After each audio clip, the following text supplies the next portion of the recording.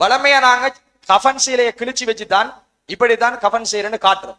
ஆனா இப்ப என்ன பிரச்சனை நடக்குது தெரியுமா? கஃன் கிழிக்கையே எங்களில் அதிகமானவர்களுக்கு தெரியாது. ஜனாசா வீட்டிலிருந்து ஒரு மௌலவிக்கோ அல்லது ஒரு லெப்பைக்கோ கோல் எடுத்து கஃன் கிழிக்கணும் வாங்கன்னு கூப்பிட்டு கஃனை அவர கையால கிழிச்சு கொடுத்தது பிறகுதான் ஜனாசாவை கஃன் செய்யறது பார்க்கிறோம். கணியத்துக்குரிய சகோதரர், அதனால இன்றைய வகுப்பு நம்ம எப்படி ஆரம்பிக்கிறோம் என்றால், எப்படி கஃன் சீலையை கிழிக்கிறதுங்கிறது தான் முதலாவது பாடம். அது எங்க எல்லாருக்கும் தெரிஞ்சிருக்கணும். அதற்கு ஒரு மௌலவி ஒரு லெப்பை வர வேண்டும் என்ன எந்த அவசியம் இல்லை. 3 சீலை கிழிக்க தெரியாது. 3 சீலை ஒரு ஜனாசாக்கு ஏத்த மாதிரி கிழிக்கணும். ஆகலேஸ் அதை எப்படின்னு காட்டுறேன் பாருங்க. ஜனாசா கஃன் செட்டில் இப்படி ஜனாசாவுக்கான கஃன் சீலை இருக்கு முதலாவது. ரெண்டாவது 2 பன்னீர் போத்தல் இருக்கு. என்னதுக்கு என்று சொல்றேன், பஞ்சு வச்சிருப்பாங்க. சில தேவையில்லாத சாமானம் இருக்கு, தேவைப்பட்ட சாமானம் இருக்கு. ஜனாசாவை குளிப்பாட்டும் போது அவுரத்து மறைக்கப்படும், அது முக்கியம். அது ஜனாசாவாக இருந்தாலும் குளிப்பாற்ற ஆள் கூட அவுரத்தை பார்க்கலாம். அவுரத்து ஆணாக இருந்தாலும் பெண்ணாக இருந்தாலும் மறைக்கப்படாது. எப்படிங்கிறத நம்ம ஆளை படுக்க வச்சு காட்டும். அப்ப இப்படி ஒரு அவுரத்தை மறைக்கிறதுக்கு சோப்பு தான் வேணும் என்பதல்ல. சோப்பு சிலையை போட்டா தண்ணியை ஊத்துனா அவுரத்து விளங்காது. வெள்ளை சிலையை போட்டு தண்ணியை ஊத்துனீங்கன்னா அவுரத்து விளங்கும். அப்ப சோப்போ கருப்போ அல்லது என்ன டார்க் நிறமான கலரோ நாங்க பாவிக்கலாம். ஆனா கஃன் செட்டோட சோப்பு தான் பெரும்பாலும் வரும். இப்படி ஒன்று சோப்பு வச்சிருப்பாங்க. நான் சொன்ன மாதிரி நகத்துக்குள்ள ஊத்தெடுக்கிறதுக்கு ஈக்கில் வச்சிருப்பாங்க, இது அவசியம் இல்லை. நகத்துக்குள்ள ஊத்தெடுக்கிறதுக்கு ஈக்கில் வச்சிருப்பாங்க, இது அவசியம் இல்லை, கடமை இல்லை. அதே நேரம் இந்த பஞ்சு வச்சிருப்பாங்க, மூக்குக்குள்ள பஞ்சு, காதுக்குள்ள பஞ்சு.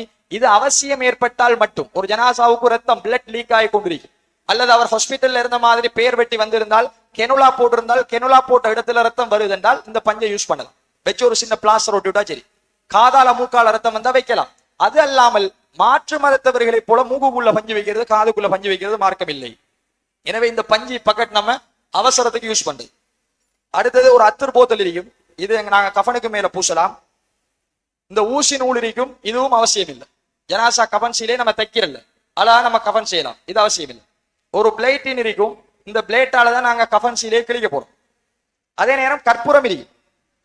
இந்த கற்பூர கட்டிகள் 4 இருக்கும். கணியத்துக்குரிய சோழர்களே, இந்த பன்னீரை நான் கற்பூரம் பண்ணி ஒரு தண்ணி வச்சுக்க பாருங்க, ஒரு பக்கெட். இந்த அளவுக்கு கரைக்க இயலாது. ஒரு சின்ன ஒரு தண்ணி கோப்பையில இந்த கற்பூரத்தையும் இந்த என்னது பன்னீரையும் ஊற்றி நாங்க கரைச்சு கொள்ளும். அது எப்படிங்கிறத நான் சொல்றேன். இவ்வளவுதான் ஒரு கஃன் செட்டில வரக்கூடிய சாமான். இவ்வளவுதான் ஒரு கஃன் செட்டில வரக்கூடிய ஒரு சாமான். சந்தன குச்சி பிரிக்கும், இதுவும் தேவையில்லை. மனம் பூசுறோம். சந்தன குச்சியை நம்ம கொளுத்தி வச்சால் அது கிட்டத்தட்ட மாற்று மதத்தவர்கள் மாதிரி. தலைமாட்டில சிலர் ஒரு சந்தன குச்சியை கும்பமா குமிச்சு வச்சுப்பாங்க. அது நாங்கள் மாற்று மதத்தவர்களுடைய ஜனாசாலம் பார்த்திருக்கோம். இஸ்லாத்துல அப்படி ஒன்று இல்லை. நாங்க அழகா அத்தர் பூசினாலே போதும், இதுவும் தேவையில்லை. இப்ப கணியத்துக்குரிய சகோதரர்களே,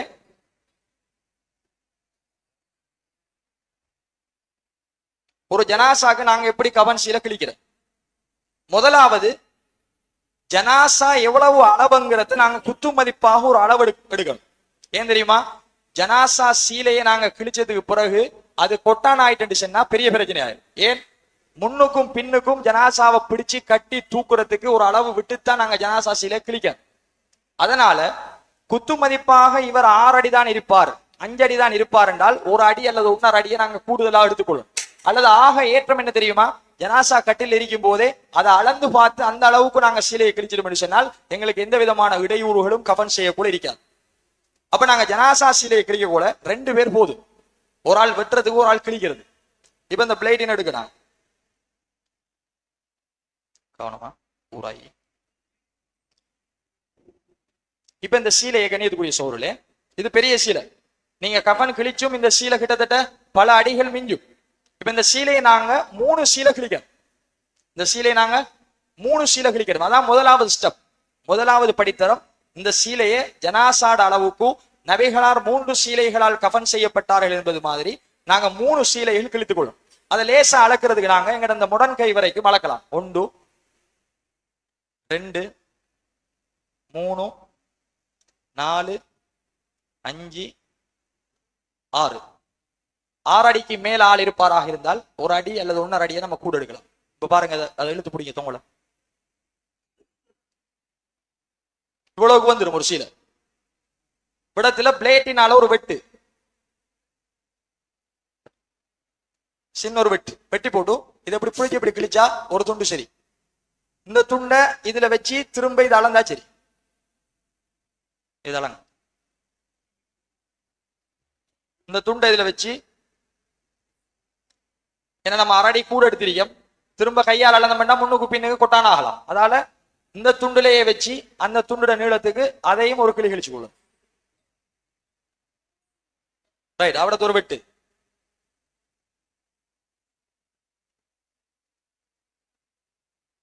கவனம் கை. ரைட், ரெண்டு சீலை சரி. அந்த தோங்களை தான், இந்த தோங்களை அதுதான் இதுதான். ரைட், மூணாவது சுண்டு.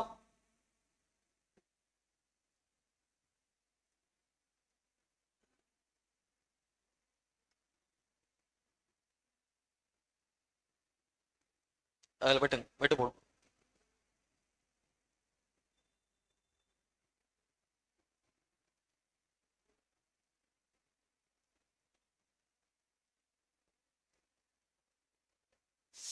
ரைட், இப்ப நம்ம கணியத்துக்குரிய சகோதரிலே ஆறு அளவுக்கு 3 துணி வெட்டிரிக்கும். இதை நம்ம ஓரமா வைப்போம். முதலாவது. ரெண்டாவது பாயடுங்க, பாயெடுத்த. இப்ப நமக்கு இவ்வளவு சீலை மிச்சம் மாதிரி, இதுக்கு வேலை இருக்கு. அந்த பாய் என்ன வேலைண்டா, பாய்க்கு கீழுக்கு நம்ம பாய கடைசியா கட்டும் போது 3 துண்டு போகணும். தலைமாட்டுக்கு, இடுப்புக்கும், அதே மாதிரி கால் மாட்டு. அதே மாதிரி பாய்க்கு மேல ஜனாசா வச்சா கஃன் சீலையை கட்டுறதுக்கு 3 சுண்டு போகணும். அப்ப மொத்தம் 6 சுண்டு நம்ம கிழிச்செடுக்கணும். அது மிக லேசானது.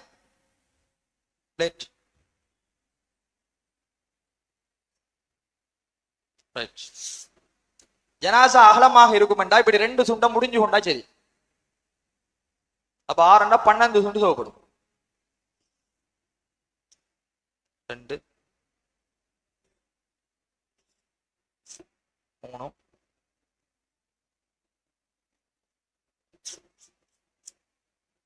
4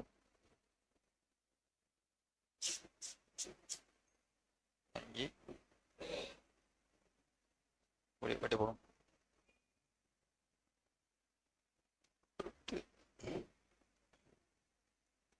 9 10 11 12 லேசி இப்படி வெட்டி போட்டு ஒவ்வொன்றா கிழிச்சு எடுத்தா சரி.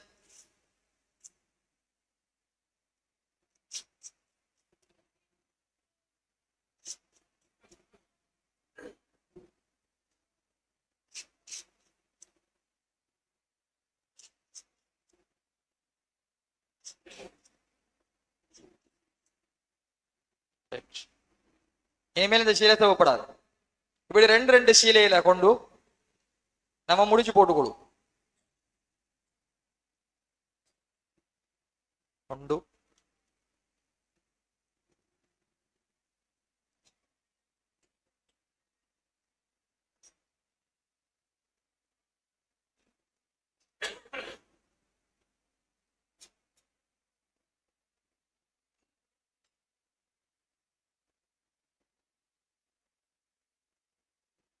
3.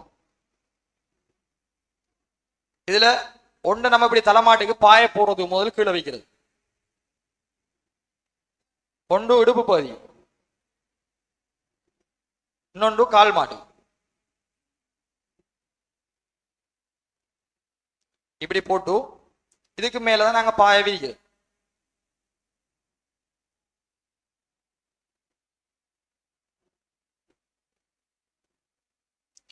பாய விரிச்சு போட்டு பாய்க்கு மேலுக்கு 3 சுண்டு போடணும்.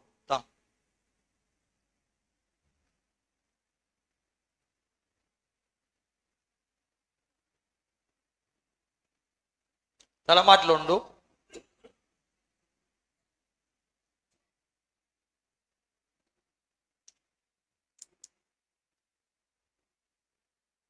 இடுப்பு பகுதி கொண்டு, கால் பகுதி கொண்டு இப்படி போட்டு வச்சு போட்டுக்கணும். இதுக்குரிய சோறுல இப்ப நம்ம கிழிச்ச கஃன் சீலை இதுக்கு மேலதான் பிரிக்கிறது. இப்ப நம்ம 3 சீலைகள் பிரிச்செடுத்தீங்க. இதை எப்படி நம்ம கஃனுக்கு விரிக்கிறங்கிறதுல ஒரு சின்ன டெக்னிக் உண்டு. அதை நம்ம சரியா பார்த்தோம்னா கஃன் சீலை நீங்க எப்படி ஜனாசாவை தூக்குனாலும் பிரியாது. அதுக்கு தைக்க வேண்டிய எந்த அவசியமும் இல்லை. இது எப்படி, இது முதலாவது சீலை, இது 2 பட்டு இப்படி பிரித்தீங்கன்னா இப்படி அகலமா வரும். முதலாவது சீலையை நாம கஃன் செய்ய போல அரவாசு பகுதி வெளியேறியது. அரவாசி பகுதி வெளியேறி பாருங்க, இவ்வளவுதான் இருக்கு அரவாசி. இரண்டாவது சீலை எடுத்து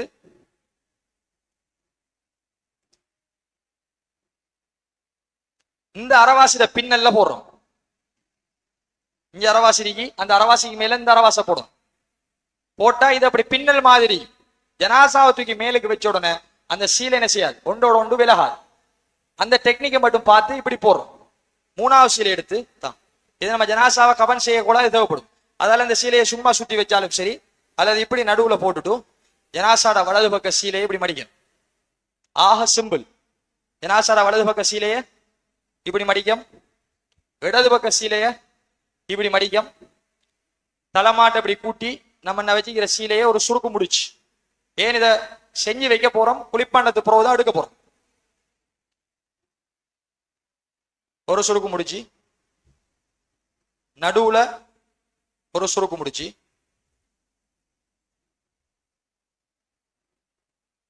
கால் மாட்டுல ஒரு சுருக்கு முடிச்சு போட்டு இதை இப்படி வச்சு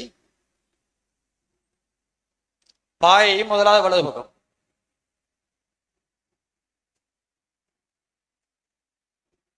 இடது பக்கம் படிங்க. இது கொஞ்சம் பெரிய பாய் ஜனாசா கூட வார பாய், கஃபனோட சின்ன பாயை இப்படி முடிச்சு. இது நம்ம குளிப்பாடுறதுக்கு முதல் கஃபன் கிழித்தல். இவ்வளவுதான் ஆக சிம்பிள். இது எல்லாரும் செய்யலாமா இல்லையா? இப்படி மடிச்சு கொண்டு வைக்க ஒரு இடத்துல. திரும்ப ஜனாசா குளிப்பாண்டது பிறகு இதை ஒரு இடத்துல விரிச்சு நம்ம அப்படியே விரிச்சு போடும். முதல் கீழே மேல போட்ட மேல மூணாவது சீலை அதை எடுத்து போட்டு அந்த பின்னல்ல ஜனாசா வச்சு மூணாவது சீலையால பெக் பண்ணி இதே மாதிரி திரும்ப சுத்தினா ஜனாசா ரெடி மக்பராக போறது. அது எப்படிங்கிறது நம்ம கடைசியில பார்ப்போம்.